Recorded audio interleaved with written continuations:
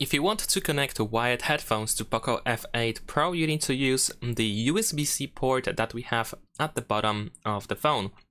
So of course, if your wired headphones have USB-C cable, then you can just simply connect it to the USB-C port that we have at the bottom of the phone.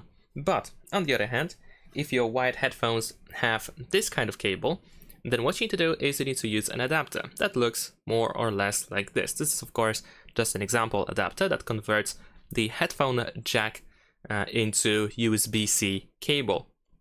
So we're gonna connect our wired headphones to this adapter over here, there we go, and then we use the USB-C cable and plug it into our POCO F8 Pro, and this is how we can use our wired headphones. Of course, these adapters are fairly easy to find and quite cheap as well.